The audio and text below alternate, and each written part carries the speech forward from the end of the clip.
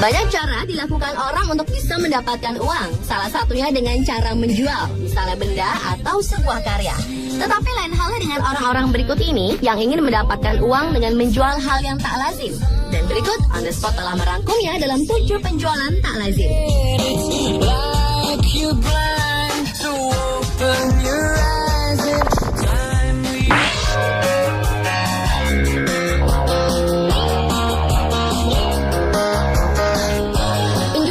Yang pertama dibuka dari kisah seorang wanita asal Rio de Janeiro bernama Natasha Moraes de Andrade yang menjual rambutnya demi membeli sebuah rumah.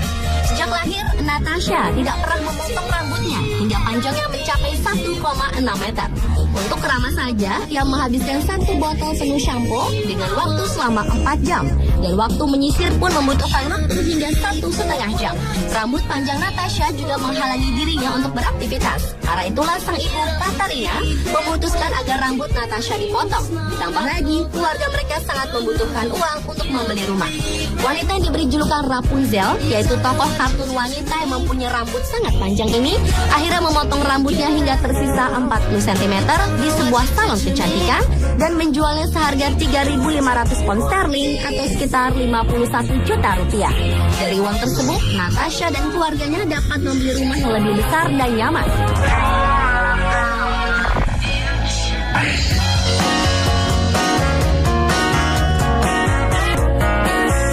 Penjualan tak lazim berikutnya dilakukan oleh seorang wanita asal Utah, Amerika, Alice Batley.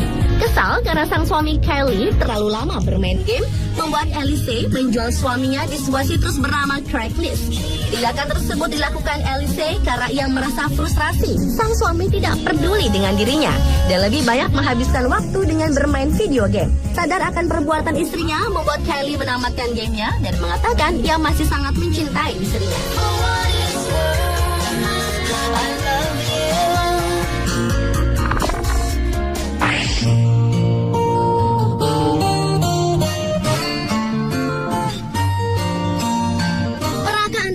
Menjual ovarium atau indung telur? Bagi sebagian orang hal tersebut sangat aneh dan tidak lazim. Tetapi tidak bagi sebagian wanita Cina. Penjualan ovarium ini pernah dilakukan oleh seorang mahasiswi bernama Li Qing. Wanita berusia 20 tahun tersebut nekat melakukan operasi ovarium. Namun dirinya terlebih dahulu diperiksa ovariumnya, kemudian disuntik obat untuk mempercepat pembentukan ovariumnya selama 1 minggu berturut-turut. Setelah itu barulah dilakukan operasi pemindahan ovarium. Menurut Dinas Kesehatan Cina, biasanya mahasiswi yang menjual ovariumnya akan dibayar sekitar 80.000 yuan atau sekitar 117 juta rupiah.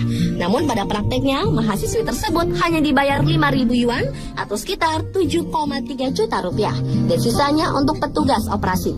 Maraknya penjualan ovarium ini karena para mahasiswi tersebut ingin mendapatkan hidup mewah dan bersenang-senang. Namun mereka mengindahkan resiko yang terjadi. Salah satunya adalah kematian.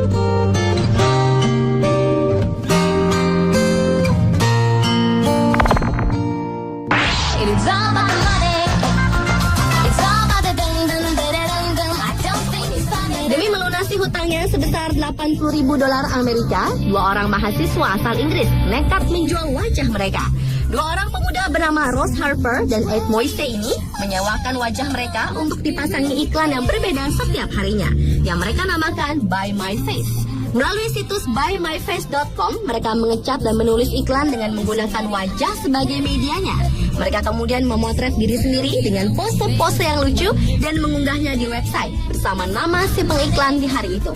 Pengiklan juga bisa memesan pose yang diinginkan dari website tersebut dan mereka juga mengarahkan ke pengunjung ke tautan milik si pengiklan. Rose dan Ed mematok harga Rp14.000 per hari dan kini sudah mencapai Rp59.000 per hari. Aksi jual wajah ini sudah mereka lakukan sejak bulan Oktober tahun 2011 lalu dan kini keduanya mengaku telah mendapat 50.000 dolar Amerika atau sekitar 459 juta rupiah. Aksi unik 2 pria berusia 22 tahun ini dipuji oleh ahli pemasaran. Namun meskipun begitu, Ed dan Rose berencana menyelesaikan bisnis ini pada bulan mendatang atau setelah uangnya telah terkumpul. Mereka menganggap ini hanya usaha sementara dan berniat mendirikan bisnis setelah ini.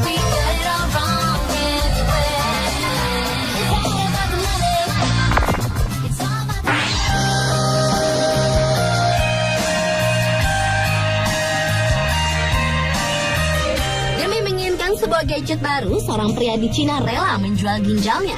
Hal inilah dilakukan oleh seorang remaja berusia 17 tahun bernama Wang. Entah karena rasa ketidaktahuan atau memang dilakukan secara sadar, ia menerima tawaran menjual ginjalnya untuk mendapatkan sejumlah uang. Dan tragisnya, honor dari menjual ginjal tersebut langsung dibelikan gadget terbaru.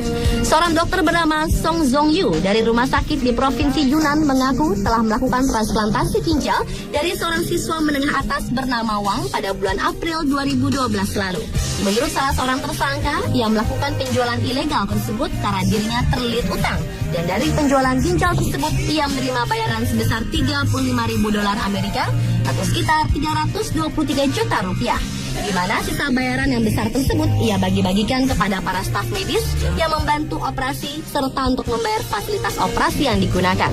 Sementara Wang yang telah menjual ginjalnya mengaku kini menderita insufisiensi ginjal dengan kondisi yang semakin memburuk.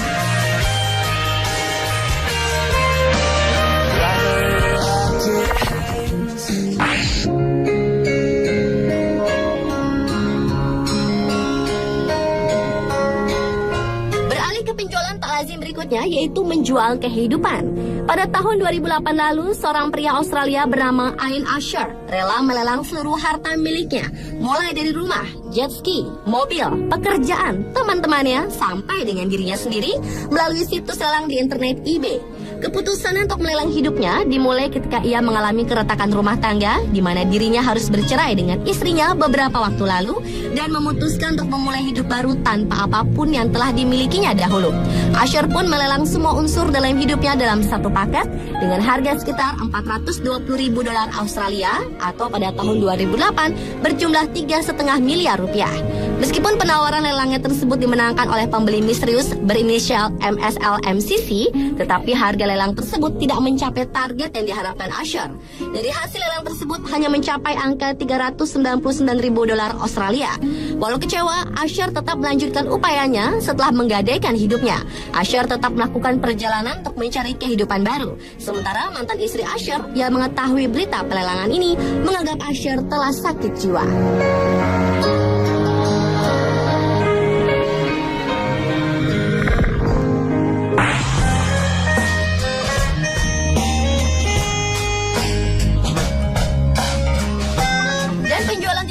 Yang terakhir adalah penjualan seorang nenek yang dilakukan oleh cucunya sendiri, yaitu Zoe Pemberton.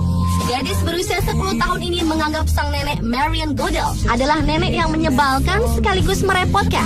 Karena kesal, Zoe pun menjual sang nenek ke situs pelelangan eBay. Dalam penawarannya, Zoe menulis neneknya adalah seseorang yang langka tetapi sangat merepotkan, suka bermain teka-teki dan minum teh. Ternyata setelah masuk situs pelelangan, peminat sang nenek pun cukup banyak.